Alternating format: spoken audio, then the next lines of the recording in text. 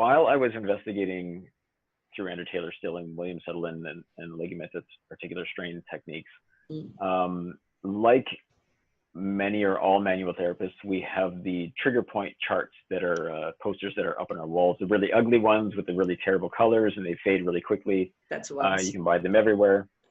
And my patients were looking at those and saying, you know, I do have something that hurts here, but it also here. And when you work here, it doesn't hurt, but when you touch here, this hurts. So it's referred, but the pattern on that chart's not me. Yeah. Okay. I agree with that. So I would say, okay, well, here's a pen. Go and chart your pain referral pattern. So I had a whole bunch of different colored felt pens. And over the next decade, patients would mark their referral pattern specific to them on the chart, or they would look at the chart and go, oh, somebody else is like me. This is mine also.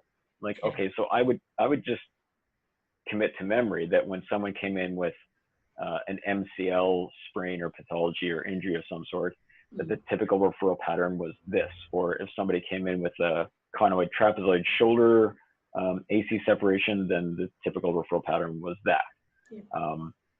Jump forward a decade, we moved our practice into a multidisciplinary clinic where we had physio and chiro and naturopath. And the naturopath was in my room one day, we were talking about stuff, and he looked over at the chart. He's like, what are those? So I told him what they were. And he said, you know, those look really similar to what we learned as prolotherapy students as being Hackett referral patterns.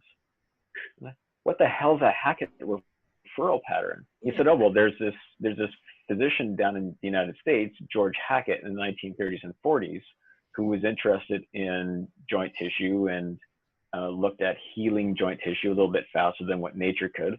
So he took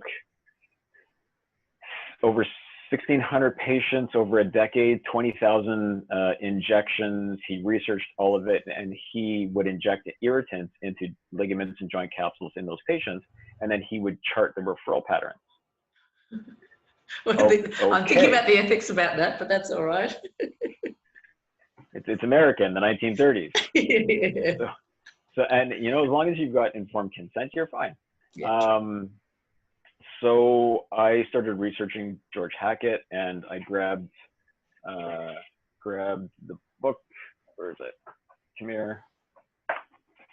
So George Hackett's one of the original books was this one. Yeah, wow.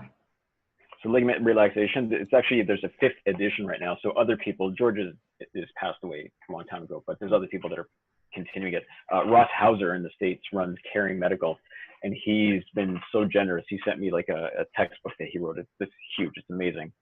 So George Hackett investigated through prolotherapy injections on how to heal ligaments, and he found the referral patterns for the axial skeleton. So for cervical, thoracic, lumbar spine, SI joint. So I went through and deciphered all of his research, hired an illustrator, an anatomist, and cadaver dissector, and an illustrator to create the images. And then I further investigated into the peripheral joints. And there's a number of other researchers that have continued this research, and they've discovered the referral patterns for the whole body, for the peripheral joints. So, so once that was done, then I put them into the posters, which are the ligament pain referral pattern posters, which are also on ligamentpain.com. And then